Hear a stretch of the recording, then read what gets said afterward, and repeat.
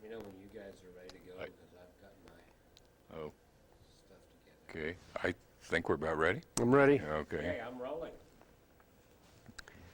My name is Troy Wade, and I'm a very, very long time employee of the Nevada test site. I arrived here in 1958, in April of 1958, as an employee of RICO. I was hired because I knew a lot about explosives, and RICO was about to go into the underground testing program.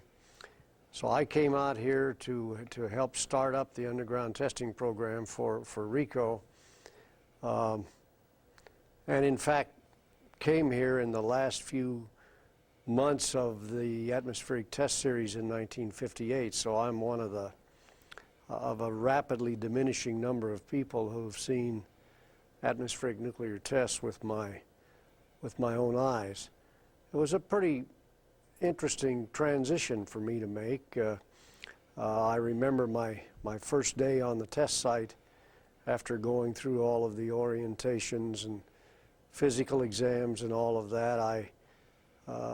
One of the RICO guys put me in his car and drove me from Mercury out to Frenchman Flat just to look around, and we were driving down what we now call, what we've called for a very long time, the short pole line road. And he was pointing out these very short telephone poles to me that, you know, stuck out of the ground only 6 feet or so. And he said the reason that those things were so short was that the last test in Frenchman Flat had been so powerful that it sucked them right in the ground.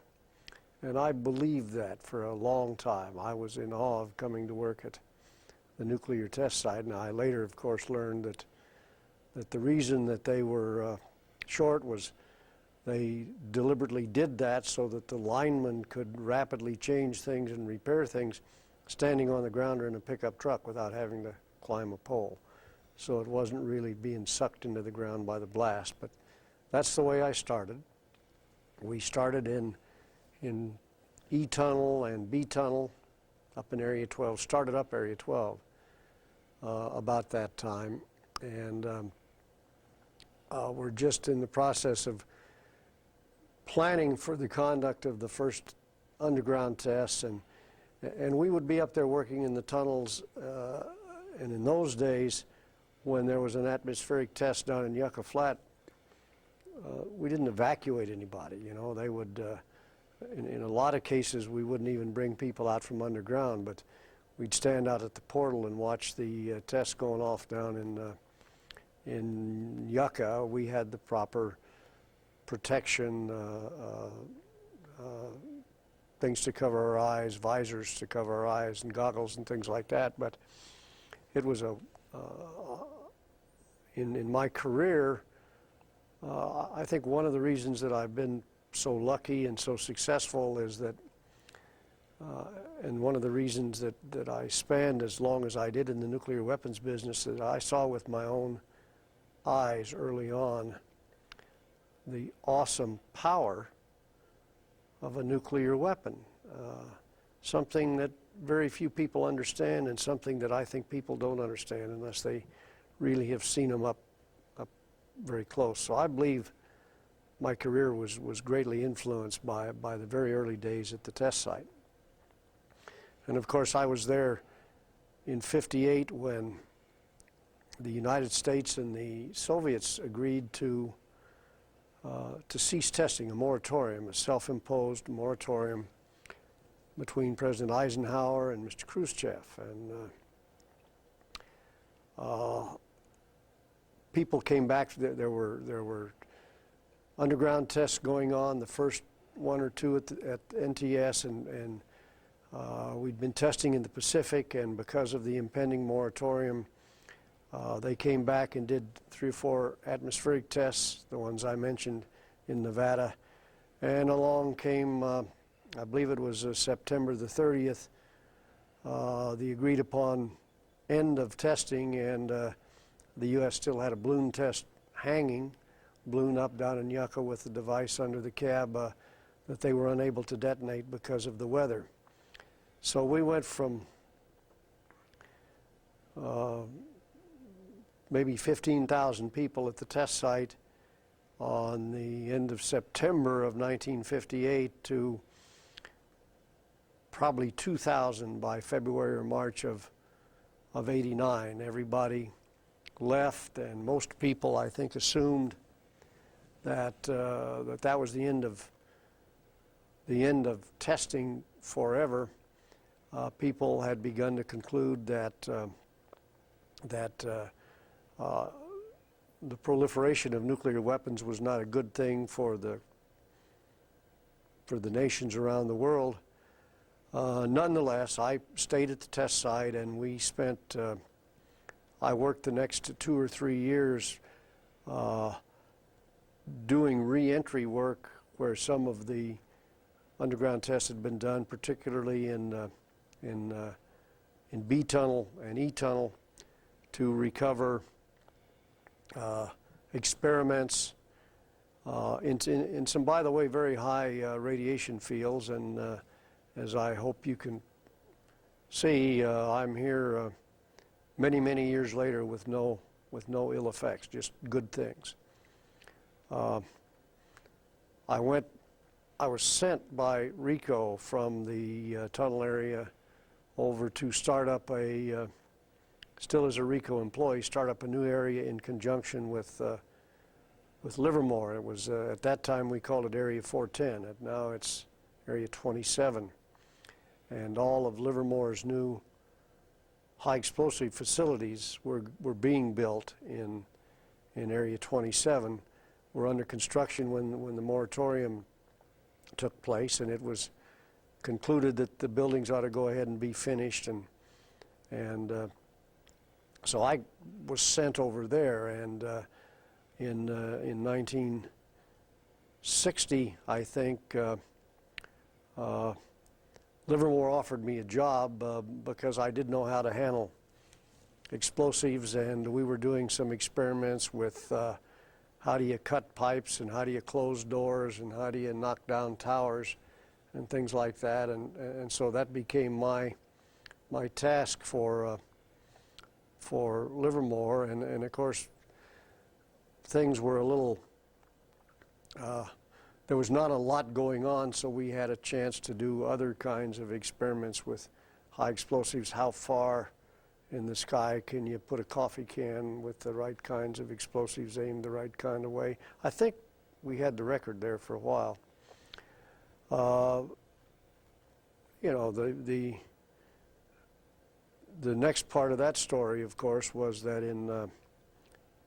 and I learned an awful lot about international politics over my 31-year career. The next part of that story was that in 1961, the Russians, the Soviets abrogated the moratorium, abrogated the testing moratorium, and I won't remember the numbers just right, but in the first year after they broke the moratorium and started testing, they did something like 60 tests, which meant that they had spent that entire 3-year period planning for and building these tests, and their clear intent was to catch us, to catch the United States in nuclear technology and nuclear weapons technology. And as I later found out, as my career progressed, they in fact did that. But anyway, in 1961, they all of a sudden started testing again, and then we went back to testing, and it got very, very hectic. In the 60s, we were between Livermore and Los Alamos, and the British, we were testing several times a month in some cases. And I ended up in charge of the Livermore device assembly facilities, test facilities in the 410 area. Some of my fondest memories go back there. We were pretty remote on the test site, and we often had jobs, tasks that meant we'd work very long hours and stay overnight sometimes, and so we wanted some, I remember we wanted some some recreational things, and RICO wouldn't build them for us. RICO, of course, supported the site, so we built a new office building at a facility called 5310, and I sent in a requisition to RICO for, this was a high explosive facility, remember, so I sent in a requisition to RICO for boxed grounding rods 60 feet apart, you know, metal stake in a box with sand around it, and they built it, of course, to specs, because this was the laboratory asking for this facility. And when it was built and the RICO superintendent came around, he said, "That's a horseshoe pit." I said, "By golly, yes, yes it is." And we pulled that off one more time. We got a ping pong table by having them build a map table that was big enough for a metric drawing from Livermore. So we were fairly entrepreneurial sometimes in the things that we did. Lots of tests in the 60s that I was involved in that were not only, where I was involved not only with the device to be tested itself, but a lot of the other explosive-related things that the Livermore Laboratory did as part of the test program. I remember one time when the Bren Tower was in Yucca Flat, and when it was set up, it was in Yucca Flat, and I was had to go up on top of the Bren Tower to where Livermore had cameras in lead boxes on top of the Bren Tower, and I had to go up there to put in explosive links to close lead doors over the front of the camera box in case there was a radiation leak. I've never been a great one for heights, but I remember getting off of the elevator at the top of the Bren Tower, and I was so frightened I could barely move. I didn't do that again. In fact, I was hardly remember even putting the explosive. They worked, so I must have done all right, but I was so 1,500 feet in a tower that's swaying in the wind was not something I wanted to do. We spent time in the 60s doing lots of different kinds of tests that ranged from weapons tests to the early plowshare tests, and in fact the very first nuclear device that I worked on, actually put together, assembled with my own two hands, was Sedan, which I always thought was not a bad way to get into the business. Took it out and installed it, and then went out a day or so later, and up to a place above the CP called the Monastery to watch the test. And I remember what a spectacular thing that was to watch. A big, just sort of the flat desert, and then a big bubble, huge bubble coming up out of the desert, and then big tongues of fire coming out of the bubble, and then it burst on open. Very spectacular, and I've always been kind of proud of the fact that was sort of the way that I got these hands in that business. We did I was involved in a lot of other plowshare things that the labs did in those days. In Colorado, we went to Colorado to do plowshare experiments to see if you could stimulate the flow of gas in the oil shales in Colorado. We did two tests there that I was involved in. I was involved in the central, plowshare tests. I was involved in Carlsbad, New Mexico, and I was involved in a test in the Tatum Salt Dome in Mississippi. And I want to come back to the Mississippi test later on, because we had some fun there in later years. But back in the 60s, I was involved in plowshare tests in a couple of places, and I did in the early 60s make one trip to the Pacific. When the Russians abrogated the treaty, there were some very, very high yield tests that the U.S. wanted to conduct, and so they reestablished the testing forward area out at Bikini, and I didn't go out there. I went to Honolulu, actually, to Barbers Point, which is where the laboratories had their high explosive facilities, and spent some time there supporting the devices that were going to be tested in the Pacific. I never did, in later years, I got out to Bikini, but I never did get there as part of any of the actual tests. I just helped with the devices back in Honolulu.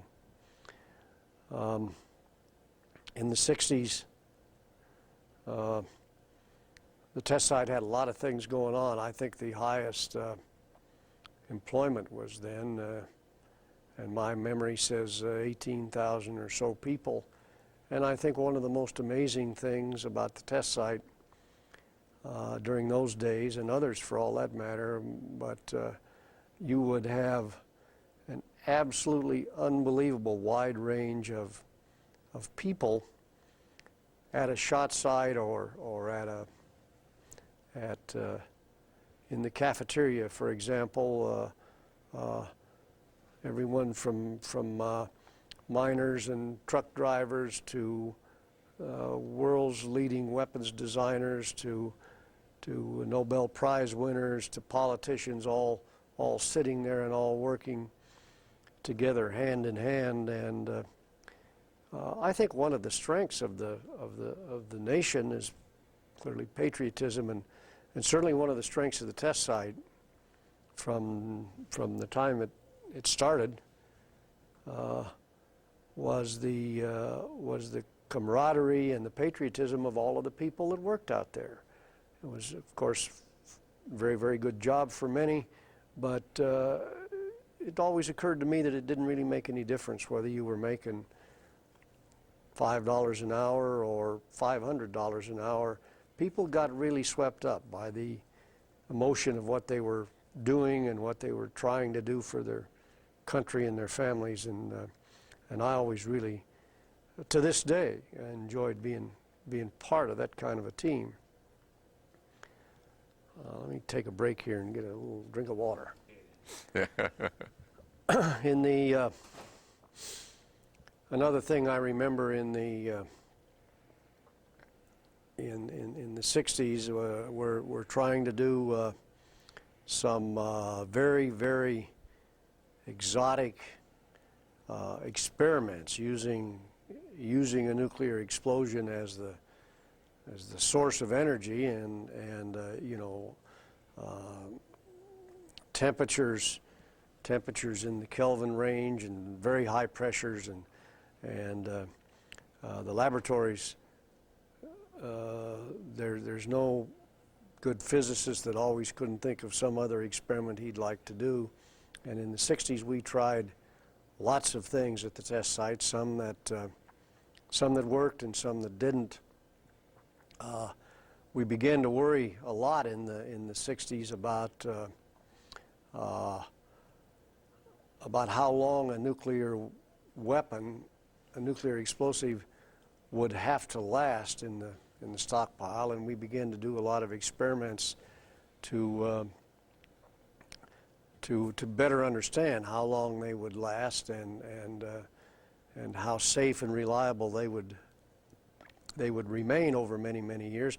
And thank goodness we started in those days, because the things we learned and the techniques we began to develop back in those days are used to this day, and safety and reliability over long times is a much more important question today than it was even then. But we began to try and understand, when I say we, I'm using the royal we here, the system began to try and understand in greater detail really what was going on in a detonation, and that involved some very interesting experiments that were very difficult to do because the we were moving towards the Limited Test Ban Treaty, which was the treaty that, hold on for a second here, let me get my thoughts right. I can't. Rolling? International politics always influenced greatly what we did and what our enemies did, what the Soviets were doing, and learning, trying to keep track of what they were doing, and they of us, of course, became an ever-increasing part of the challenge to the people at the test site. International politics, of course, brought along the Limited Test Ban Treaty, which was the treaty that said that you couldn't test above ground or in space or underwater, that everything had to be done underground.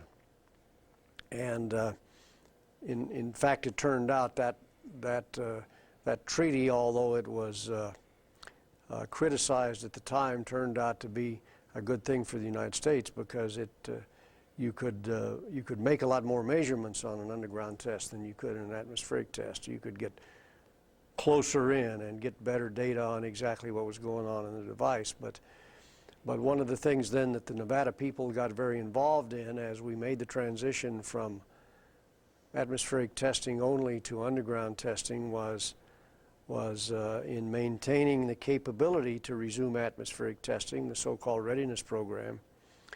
The thought being that if ever it was declared to be in the national need, the U.S. would be able to go back out to the Pacific and do an atmospheric test. And so we maintained facilities on Johnson Atoll, some on Christmas Island, and we would do readiness tests of launching Thor missiles off of Johnson Island, for example, with sounding rockets launched from our facilities in Kauai, to maintain the capability to do atmospheric testing. And we had each laboratory had a diagnostic airplane that they kept in Albuquerque at Kirtland Air Force Base, crammed full of diagnostics, and those were kept up to speed and were flown against these readiness tests. A very, very expensive thing for the country to do, but very necessary in the early days as we were struggling with international politics and with trying to understand not only what the Soviets were doing, but what others were doing.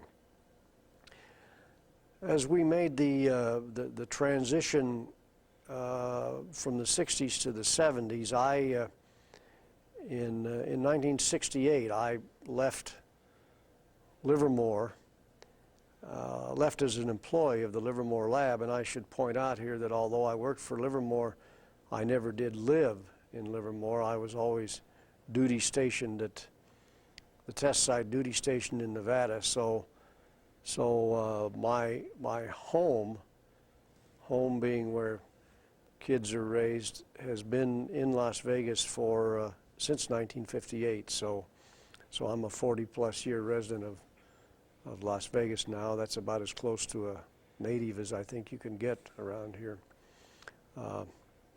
By the way, I remember in the when I first came here and when atmospheric tests were going on, I lived in a duplex in North Las Vegas, and I would wake up my wife and our two kids at the time, who were very tiny, and we'd go out and sit on the front lawn at our duplex and wait till 4 or 5 in the morning for the test that I knew was going to be conducted out at the test site, and just watch in amazement, 90 miles away, the sky would light up as if it were daylight for just a second or so, but very brilliantly daylight from the test that was going off 90 miles away, and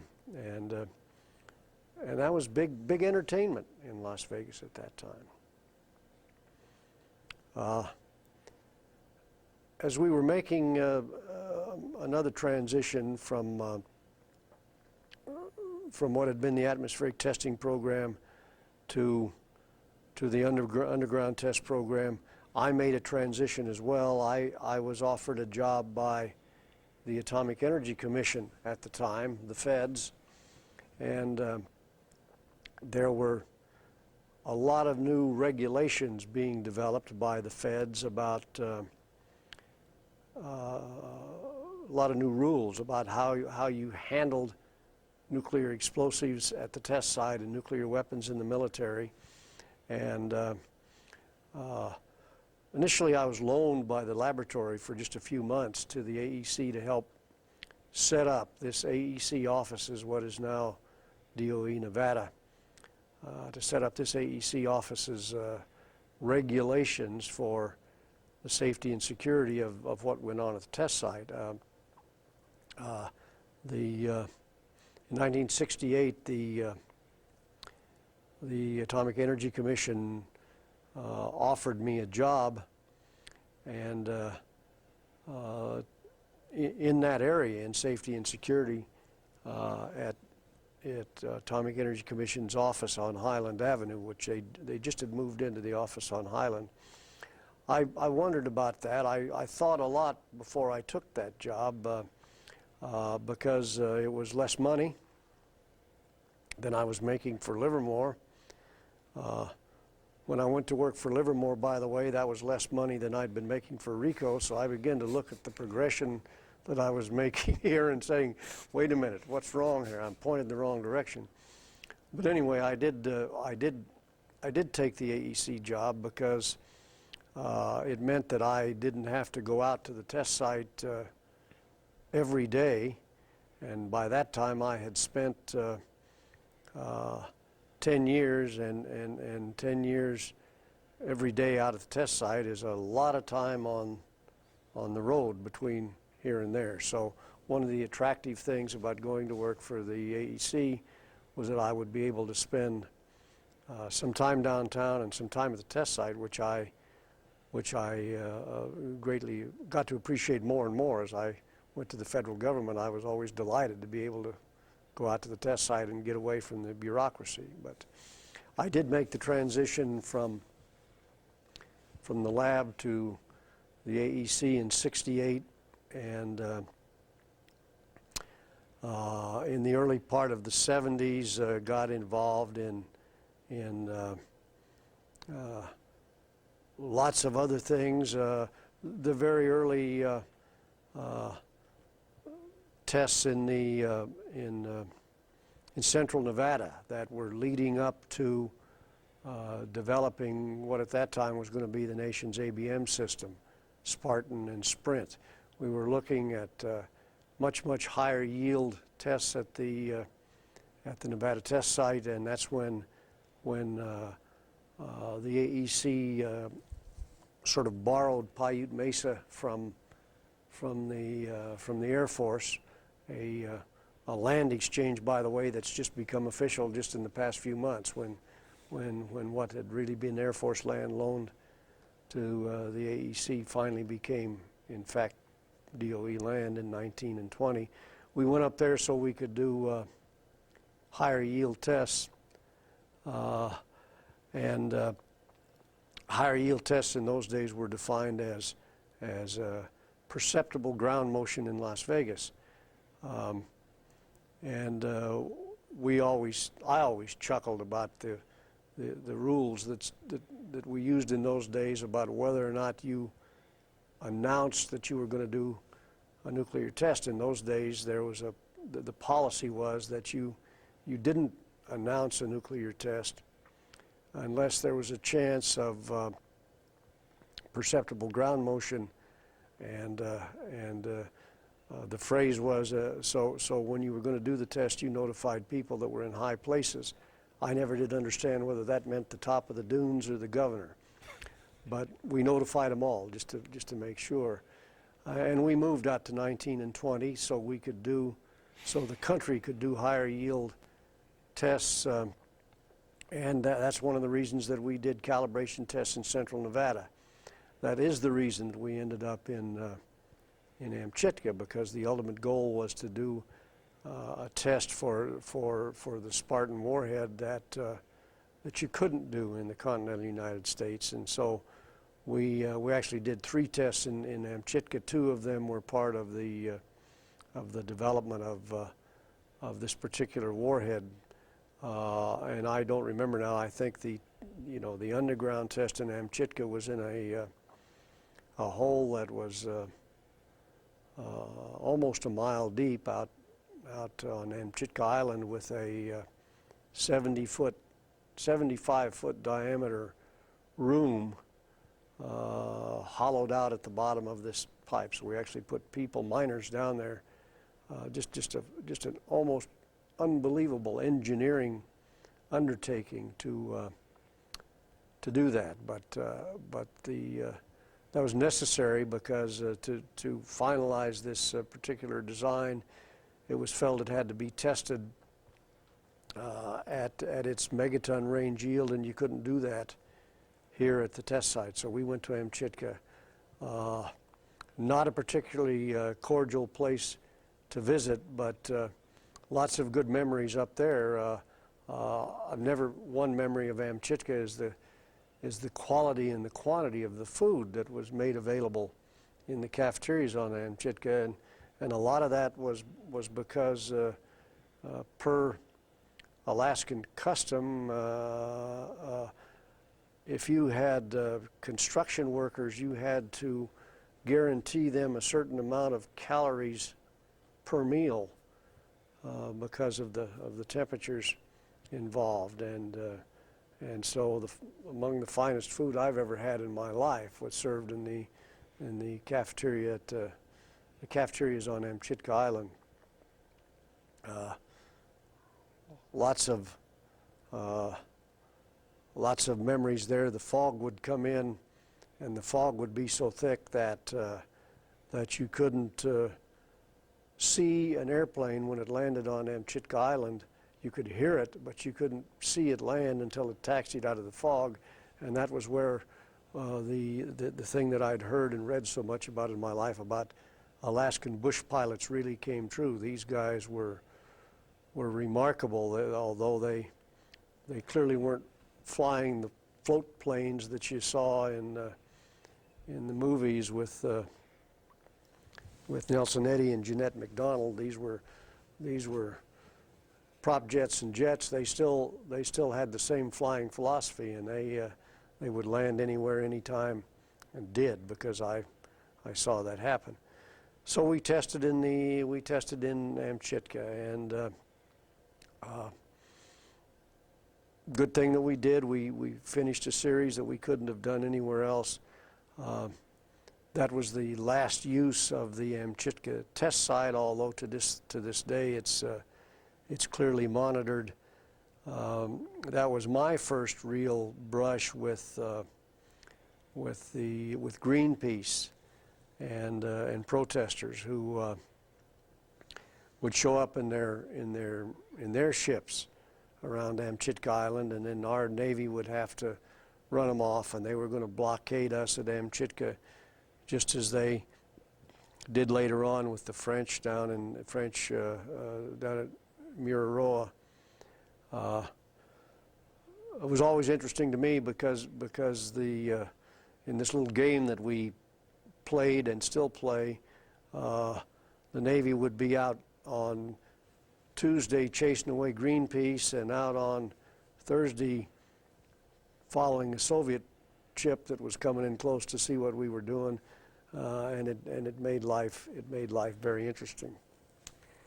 In the 70s, international law prevailed again, and we moved to another treaty called the Threshold Test Ban Treaty, which greatly limited which set a maximum yield for a test that any signatory nation could conduct. 150 kilotons was the maximum, and it also brought to the test site for the first time the probability that we would have to deal with the Soviets, that they would, by this treaty, would be given certain rights to measure our tests or to complain if they suspected that we had tested over the limit, and we had the same rights with them, of course. And that began a long association that I had with the Soviets. We had two treaties at the time. One was this limited test ban treaty, 150 kiloton limit. The other was called the other was the Plowshare Treaty, a separate treaty which provided a way for either country, U.S. or the Soviets, or others for that matter, to do plowshare kinds of things with nuclear explosives, peaceful uses of Eisenhower's Atoms for Peace program. And it was kind of interesting because you had going down one track the Plowshare Treaty, and going down the other track the Low Yield Treaty, but the laboratory scientists were the same, the designers were all the same, and what you had to do was say that this nuclear explosive that you were creating to go do this plowshare work had no military value, which of course was crazy, but we had to set up these very elaborate programs, sensor development programs, where we put together instrument trailers, great sets of instruments that we would take to Soviet Union to instrument a plowshare test to assure that they weren't gaining any military value, and they were putting together the same kind of equipment to come over here. And of course that was really at the kind of the height of the Cold War, and we were it was not done in a very friendly or cooperative attitude, but we had to do it anyway. We also had to be much more judicious about containment and about how we measured, how we developed the yield of our own explosives, the things we were going to test at the test site, because we knew that not only the Soviets but the world were watching the kinds of things that we were doing. And I remember, I'll give you a couple of examples. I, by that time, had become, or was becoming, one of the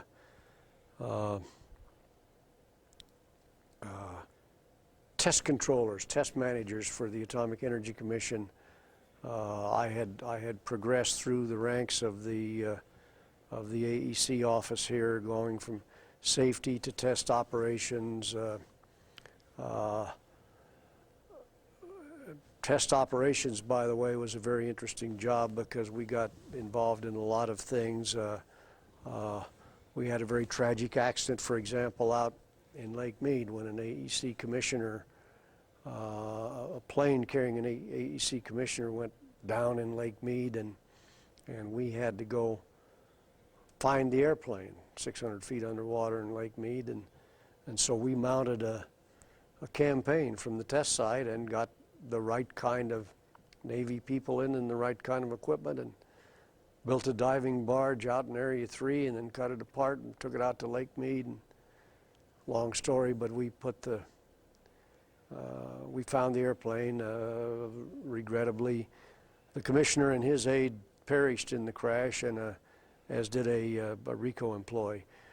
But as operations manager, I got involved in a lot of things, and I began to go through a long training orientation program so I could become a test controller, test manager, and I was the test manager on a test that did not go off. It was, you know, we said there in the CP 5, 4, 3, 2, 1, 0, and nothing happened. Not a terribly comfortable position to find yourself in, and a lot of scurrying around by me as the test controller in the labs. What I didn't know at the time, because this was a test that was up near the 150 kiloton level and would have had perceptible motion in Las Vegas, was announced, and we were doing, as we did in those days, live broadcasts from the CP tied in with the radio stations, and when the countdown went to 0, I saw nothing had happened, but the PR guy sitting up in the booth up above was telling the world that it had been that the test had gone off, that he could feel the building moving and he could see the microphones over the war room swinging, as indeed they were from the air conditioning. But he told everybody outside that the test had gone off, and we of course knew that it hadn't. And to show you the kind of world that we lived in those days, the office got a call from an unnamed foreign country's embassy in San Francisco, wondering why they hadn't gotten a seismic signal from the test that they'd been told had gone off but clearly didn't. So we watched them and they watched us, and this association with the Soviets began to grow and grow and grow. Another thing began to grow and grow in the 70s that I remember well, and that was the beginnings of this country's concerns about terrorism, nuclear terrorism. And in fact, I was one of the founders of a thing called the Nuclear Emergency Search Team, which to this day is a very unique capability maintained by the test site to respond to any kind of a nuclear emergency, and certainly people have done that many, many times. Everything from supporting other agencies at 3 Mile Island when they had problems with the 3 Mile Island reactor, to searching for pieces of a Soviet satellite, nuclear-powered Soviet satellite that re-entered over the Northwest Territories in the late 70s, to responding to requests from police departments or the FBI to help. I think another example, by the way, of the kinds of people who have traditionally been involved in the test site related programs,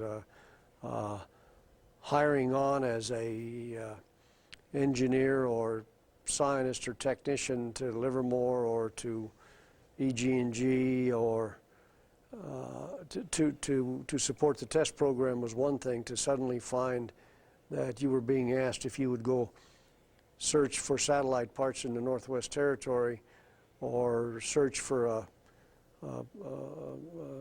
improvised nuclear device were quite different things than a lot of people thought they'd been hired to do, but they did it, and it was another just manifestation of what a kind of a unique team has been involved in this effort, which will reach 50 years in December.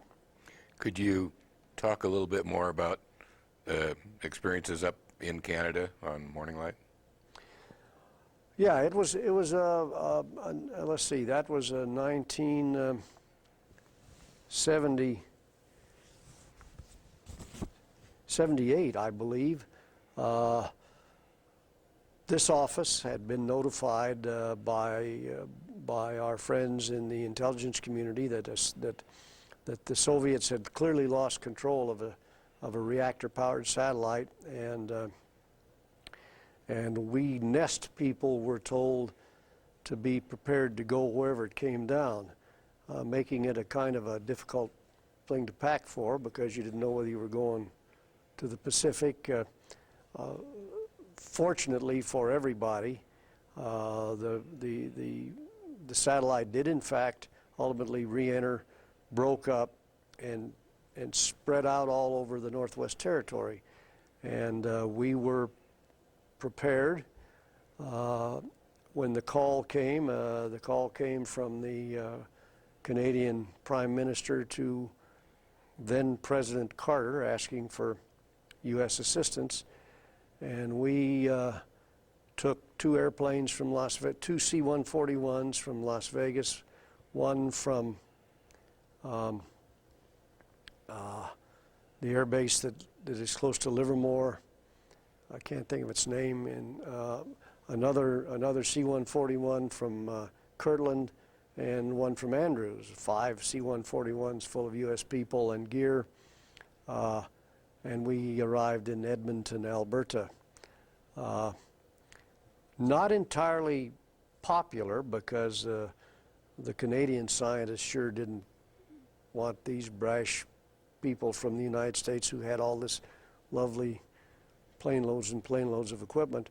But we quickly learned to work together very well, thank goodness, because this was January, and January in the Northwest Territory is a very harsh environment, and the Canadian forces had a tough job ahead of them, just making sure that we didn't do something dumb that would hurt somebody or cost somebody their lives. I personally spent 45 days in the Northwest Territory. We had to search an area that was 50 miles wide and 300 miles long for debris from this satellite. And of course, the issue was public safety. No one could predict whether or not there would be actual pieces of the reactor that had survived this reentry, and so that was a big order to try and search that, and we did that with, at the time, EG&G detector equipment that came from this very building in back of Canadian C-130s, trying to search that area. We did find not pieces of reactor fuel, but pieces of the reactor that were quite radioactive, and we did find millions of little teeny pieces of fuel, pepper size, that were not health hazards per se, but it was the kind of thing that this office was, the test site crowd was sort of famous for. You could call them and they would go find this thing in the Northwest Territory, or they would go over to Bikini and do another remarkable engineering job to collect debris from all of the nuclear tests that many of the nuclear tests that had been conducted in the Pacific, and put it in an old crater and cap it over with cement. Or we would go and be prepared to help at 3 Mile Island, and lots of other kinds of things that one can't really talk about, but a real strength of this office. So we did some fun things in the 70s, but we still continued to do what has always been the basic mission of the Nevada test site, and that is to test to assure that the U.S. Arsenal of nuclear weapons remains safe and reliable. I need a drink of water. Okay, good. We're rolling again? As we sort of approach the end of the decade of the 70s, we made a couple of more transitions. We went from a thing called the Atomic Energy Commission to the Energy ERDA. Hold on a second. What the hell was that? Energy research. Rolling? As we got to the end of the decade of the 70s, we made another big transition. We went from the Atomic Energy Commission to the Energy Research and Development Administration. An idea, the politicians' idea to smooth out the way government managed things. I think most of us out here are here to say it didn't smooth out much, but it was done anyway. Instead of being part of an agency who had a single mission, we suddenly became part of an agency that had a bigger agency that had multiple missions, which greatly complicated our jobs because you just had a lot more lines of authority and a lot of people to deal with. And by that time, I had become deputy manager of the Nevada Operations Office. and sort of the lead test controller, so I got to go out and be in charge of the activities involving the actual detonation of many nuclear tests. Probably of all of the things that I've done in my career, probably the thing that I really liked the best. I really felt good about that part of my job. Number one, because I was out at the test site, which I liked very much. Number two, I was working with some just absolutely brilliant people. And number three, we were really making a significant contribution to the safety and security of this country. So my days in CP1 as a test controller were clearly among the highlights of my life. But as I moved up in the hierarchy in Nevada, I also began to deal more and more with the Washington people, Washington policy people, in everything from containment of tests at Nevada to all of the budget things that go on, to the nuclear emergency related things. And I was one of legions of people who complained about how badly they managed things in Washington, and one day was told, you know, sort of, well, then why don't you go back and fix it? That's not quite true, but when Mr. Reagan was elected in 1981, our boss, the test site's boss in Washington, was a fellow called the Assistant Secretary for Defense Programs, and that office and the person who sat in that chair was kind of responsible for the whole U.S. test program, the labs, the production plants, the test site, and so forth. A fellow from Albuquerque named Herman Roser was selected by President Reagan, to be the new Assistant Secretary for Defense Programs in another new agency. By then, we'd made the transition from ERDA to the Department of Energy.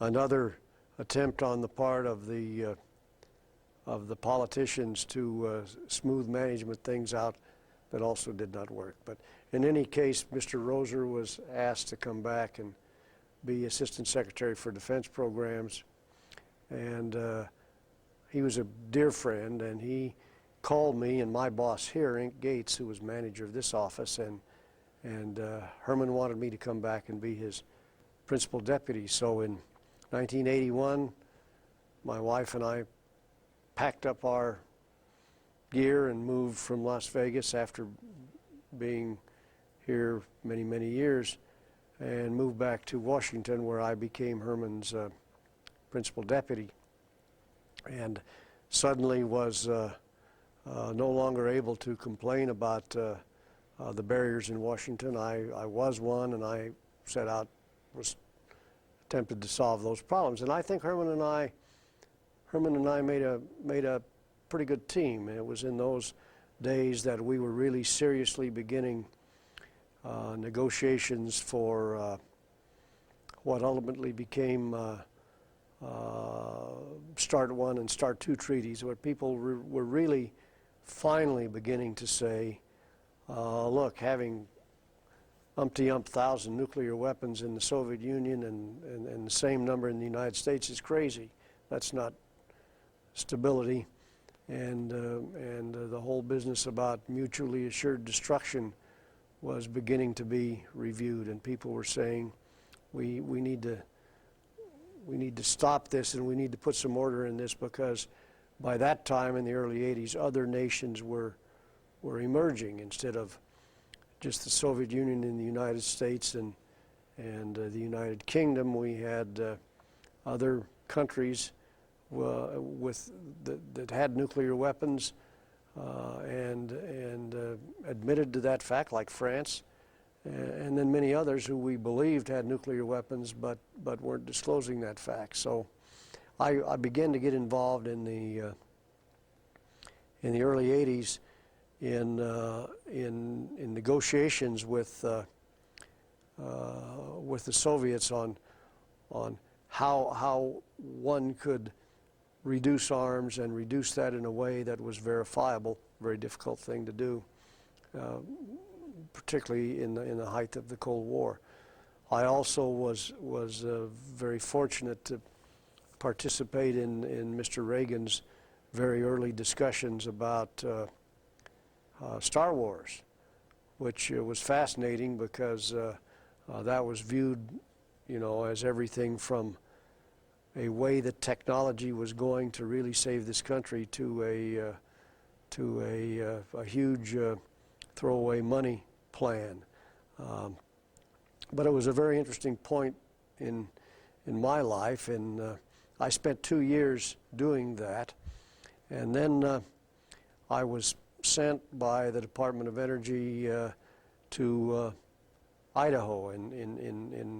Outside of Idaho Falls, Idaho is another big nuclear site, Idaho National Engineering Laboratory, a remote site much like NTS.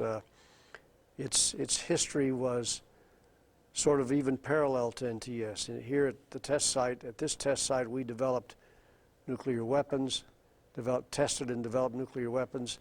At the Idaho site, they tested and developed nuclear reactors. It was the place where the U.S. did much of its fission power development. I was sent there to run the Idaho National Engineering Laboratory for 3.5 years, which gave me another view of another piece of the world. I was out of nuclear weapons, but I was suddenly involved in the world of the safety of power reactors, and not only the safety of ours, but everybody's. We had a facility in Idaho called LOFT, which was an experimental reactor that I think 14 or 15 countries routinely came in and did experiments, safety experiments on those reactors. So I began to get a much more international flavor from that experience. But my heart was always in Nevada. There was never any question about that. In 1987, I was asked by the Secretary of Energy of the day, whose name was John Harrington, if I would come back to Washington again and take the job as Assistant Secretary for Defense Programs, which I did in mid-'87. We moved from Idaho back to Washington, and I spent the balance of the Reagan administration as DP, which meant I got to run the whole nation nuclear weapons complex, the test site, the labs, the production facilities, etc. So this little kid from Area 12 had made quite a transition over the space of 30 years, and now was in charge of the whole program, something that I will forever be grateful to the good Lord and all the people who made that possible for me to do. One of the most interesting pieces of my stay back there was that we were in serious negotiations with the Soviet Union, and there were many trips being made in delegations headed up by Secretary of State George Shultz, and I was asked to go along as the ranking nuclear weapons expert, quote unquote, with Secretary Shultz on what turned out to be several trips to the Soviet Union to negotiate treaties like the INF treaty, which is the thing that got tactical nuclear weapons out of Europe, and principally to work on a thing called the joint verification experiments. Those were that was the agreement wherein the United States would conduct a nuclear test at Nevada test site with the Soviets here and instrumenting that test to measure the yield, and they would conduct a test at their test site in Semipalatinsk in central Russia with U.S. instruments, Kazakhstan. Their test site was in Kazakhstan, and they would conduct a test, and we would instrument that test. And the negotiations were fascinating. For example, the U.S. Method for making these yield measurements was a technique called the Slifer technique, and it required that you have another smaller diameter drill hole parallel to the hole in which the nuclear explosive was going to be detonated, 30 meters away to be exact. And so the United States, said to the Soviet Union, as part of this treaty, this Joint Verification Experiment Treaty, we will need you guys to drill us another hole, 6 inches in diameter and 30 meters away. And they said, we don't know how to drill straight holes. And remember, I was in Washington and senior levels in Washington, and we said to ourselves, now how can that be? They are a nation they're a country with enormous mineral reserves and oil reserves, and they have huge drilling apparatus and all that, so they're just flim-flamming us. And we said, well, go ahead and try. So they drilled a hole for us, and we sent people from the test site, and the Soviets called and said, well, it's not straight. And we sent people over from the Nevada test site to log the hole, and sure enough, it wasn't straight. So we had these big discussions in Washington about what to do. There were people far smarter than I that said this is a ploy on the part of the Soviets to stop any further progress on doing these joint verification experiments. All through the words, it kept saying that each country would try to be non-intrusive. And so many believe that if we said we had to have a straight hole for our instruments, that it would end up being too intrusive and we wouldn't do that. Well, there were others, and certainly I was one of those that said, let's find out. Let's tell them we'll bring our own drill rig and our own people, and we'll go drill that hole, because they'll never accept that. That really will be intrusive. So we made that offer through the State Department. We said, okay, we need the hole if this treaty is going to, if this arms control dialogue is going to continue, we will bring our own equipment over and drill that hole. And much to our great surprise, they said, they said, bring it. So then we had to deliver, and we was interesting. I think we landed a C5 at Indian Springs and put a Nevada test site drill rig and drill pipe and drill bits and drill mud and drillers, and flew it to the Soviet Union and out into Kazakhstan. And that was the first time that a U.S.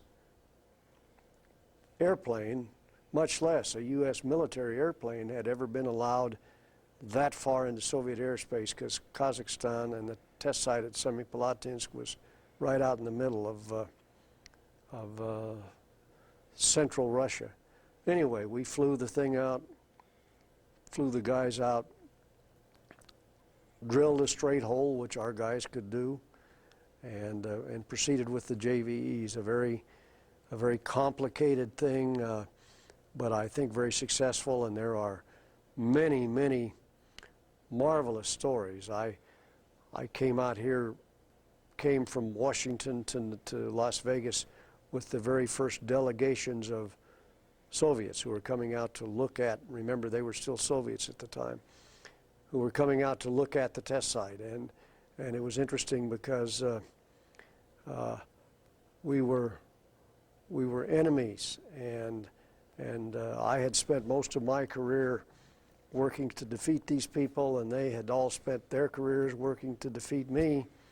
And yet here we were showing them around our most sacred place, the Nevada test site, and later they showed us around their most sacred place. So it was kind of interesting and very, very standoffish and very, very cold. As we learned later on, there are great interpretations of the treaties and the ground rules made at the time. The treaties, the JVE agreement was that the United States would provide anything that the Soviet team at NTS wanted at the cost of the United States, and the Soviets wanted lots of vodka and lots of brandy at the steakhouse. When our people got over to Semipalatinsk, I think they got 2 beers a day. So the interpretation of what would be provided was quite different, but it was a fascinating piece of my life because I got to participate in the tests here, and I got to go with the president to the last Reagan summit, and then I went back. That was in May of '88, and then I went back in August of '88 to their test site when they fired their shot with our people instrumenting the test. Fascinating to see all of the technical and the social interchanges take place in what was really a very tense environment. But another interesting thing to me was, you know, I found that the Soviet people that worked in their test program were just as motivated as were we. I already talked about how impressed I've always been about the patriotism of the people in the United States test program and at NTS, and we found the same thing with the Soviets. They were just as involved in what they were doing as were we. The JVEs were a giant step in disarmament,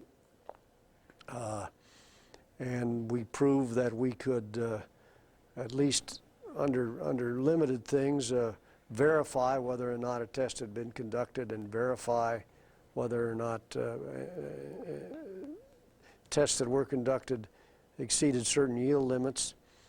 That was all leading, of course, to what has been a goal of this country and a personal goal of mine, dating all the way back to when I saw the first nuclear test, that being the Comprehensive Test Ban Treaty. Nuclear weapons are not nice things, and they've kept our country free for 40 years, and I want to keep it that way, but I don't want a lot of them around, and I certainly don't want them in the wrong hands. So I was proud to have worked on the JVEs and proud to have worked on the Comprehensive Test Ban Treaty, and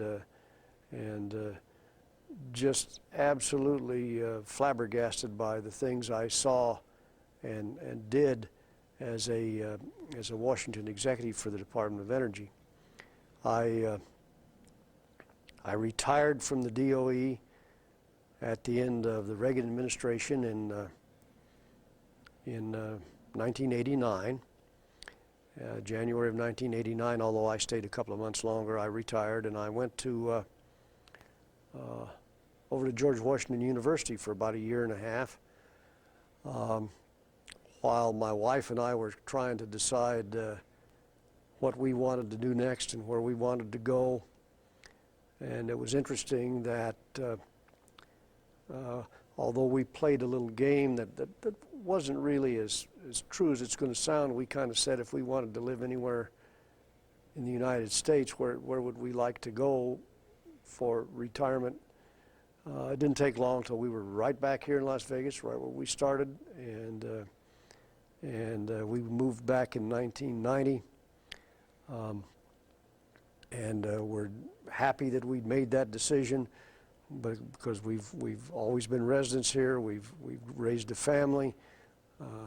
That family is now raising grandkids, so Las Vegas was the right place to come back to. I, in theory, am retired, although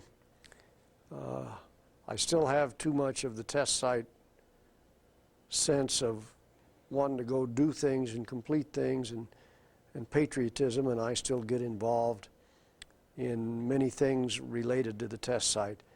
not the least of which is leading up to the 50th anniversary celebration. December the 8th, 19, let's see, December the 8th, hold on a second, let me get this right. Okay, and pause. Rolling. December the 8th, 1950, President Truman signed a letter naming the Nevada Proving Ground, as it was known in those days, as the place where this country would test nuclear weapons. And so the 50th anniversary is actually December the 8th of this year. The first nuclear test was conducted January 27th the following year. So the 50th anniversary of the first test will be January 27th, 2001. 50 years of a very unique piece of American history that will never be repeated anywhere. And so on December the 8th of this year, the anniversary of the Truman designation, we are planning to break ground, have a big ceremony and break ground for a new building over on the UNLV campus, in fact right adjacent to the Desert Research Institute, which will house three things: the archaeological collection of the DRI that they have collected, archaeological artifacts that they have collected over all of these many years at the test site, at the places where we did plowshare experiments in the Pacific and in Amchitka. Those things will all be displayed in this new facility. Another thing that will move to this new facility is the very large and very important radiation records collection called the CIC that the Bechtel maintains for DOE at the Losey Road facility.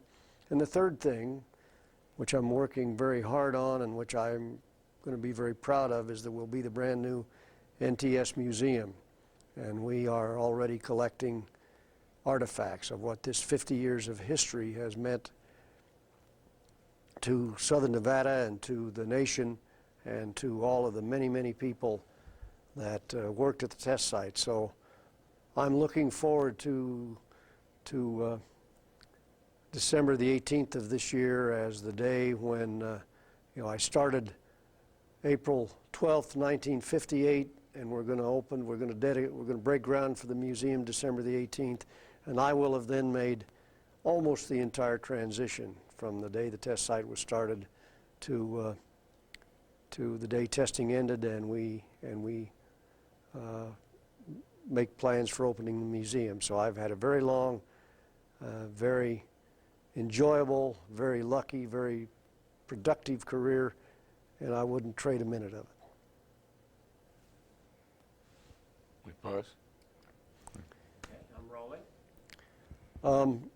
As kind of evidence of the way the plowshare program was perceived and received, and one of the reasons it was not a success is what happened to us in Mississippi. The United States went back to the salt domes in Mississippi and conducted a nuclear test in a hole drilled down into the center of one of the salt domes, and it was part of a set of experiments called Vela uniform experiments that were attempting to come up with a system that would monitor nuclear explosions around the world. And so we conducted a test in the salt dome, and then left there with the understanding with the state of Mississippi and local authorities that we would annually come back and monitor to see if any radiation had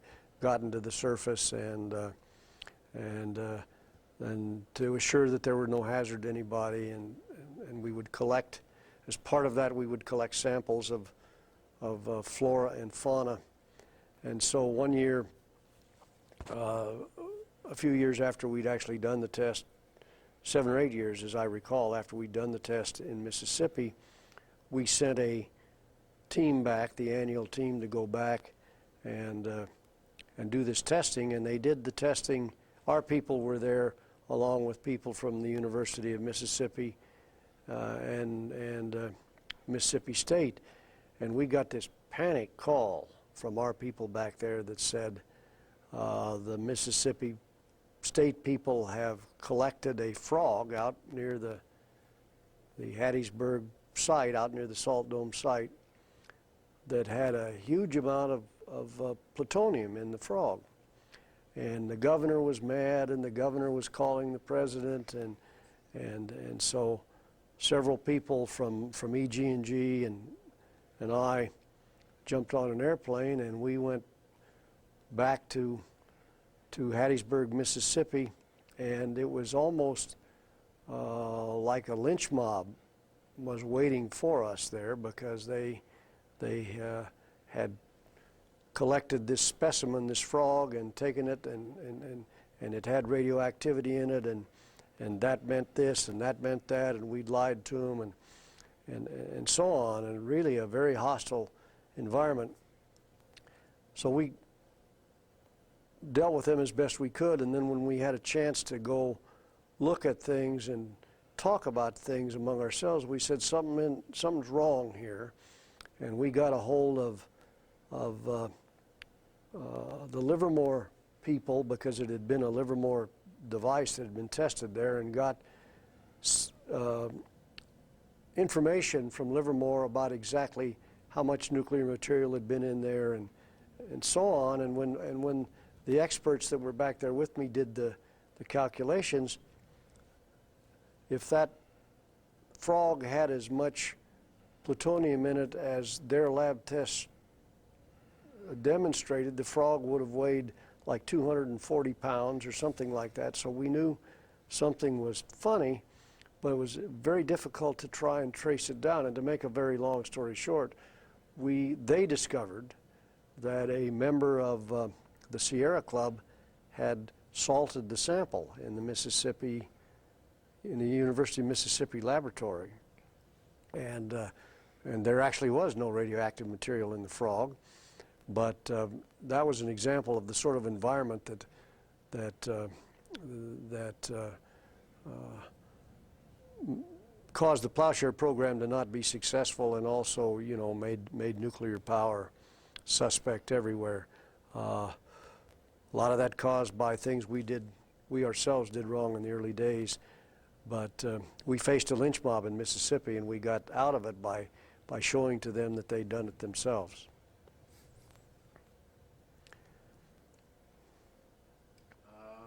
Rolling.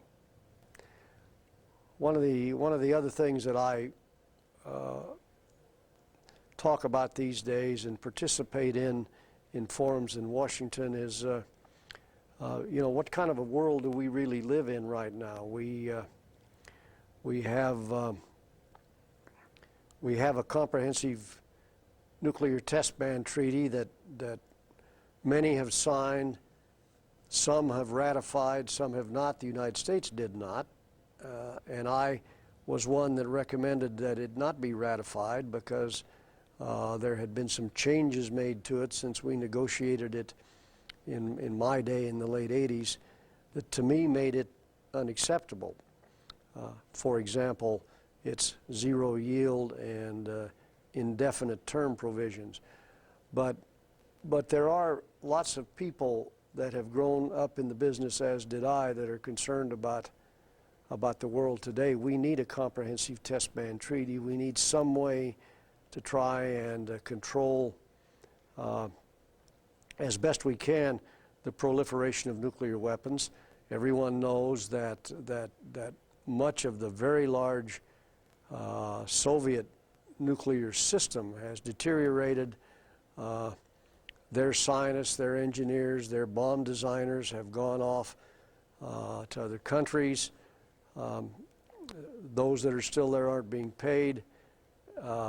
The facilities that have been built in most recent times in Russia to store nuclear material and to safeguard nuclear material have been paid for by the United States, because the Russians don't have the money to do that. Yet, they continue to manufacture nuclear weapons. So is the world more stable? Is it safer since the Iron Curtain collapsed? I'm one that believes it's quite the opposite, because we now have multiple things to be concerned about. We have all of the thousands of nuclear weapons that remain in Russia. We have India with nuclear weapons, Iraq with nuclear weapons. We have, and threatening to use them almost daily. We have lots of unknowns like North Korea. We certainly have the Chinese rattling their sabers over Taiwan and other things, and so the world is not a safer place. It's much more unstable, and it means, I think, that we as a country have to be much more prepared to deal with that sort of environment. There's a lot of controversy about whether or not we need an ABM capability that could shoot down a rogue nuclear missile. I happen to believe we do, but we should not be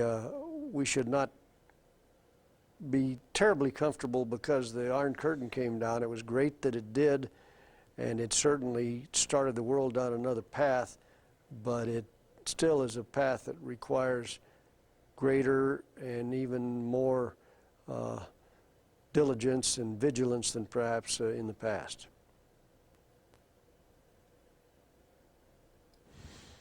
Some other statement you'd like to make or anything? Rolling. Another one of the things that I'm involved in, many people are involved in, is what is the future of the test site after the first 50 years? What do the next 50 years look like? We weren't sure for some time after the last nuclear test in '92. The test site sort of floundered for a while. The nation wasn't quite sure which direction it wanted to move, and what role the test site would play in the future. I think we are seeing evidence now that people recognize that once again international politics has dictated that the test site will continue to play a central role in the safety and security of the U.S. nuclear arsenal. Probably the best current example of that are these things that we call the subcriticals, the experiments that are going on at the test site right now that help us understand how things age and what we need to do to keep them reliable and safe. I believe we see now that the mission for the test site over the next 50 years, hopefully, is to become perhaps the leading center for materials science measurements. There are discussions, for example, going on with the Los Alamos laboratory about bringing a physics machine called Atlas, a pulse power facility, to the test site. And if you look then at things like the subcritical experimental facilities, which are really underground laboratories, magnificent things, the two-stage gas gun, a high explosive facility that we have called BEEF, and then perhaps this pulse power machines as the beginning of true science at the test site, with a great new collaboration between test site people and the University of Nevada people and our national laboratory people. I see that beginning to happen. I'm pushing very hard to help to make that happen. And if we can do that, it will not only stabilize the test site for decades to come, but it will provide another whole diversified new industry in the state by the development of a greater science base between the test site and the university system. So I'm optimistic at the moment that we are looking at a set of circumstances where where the next 50 years will be just as great as and just as important as the past 50 years.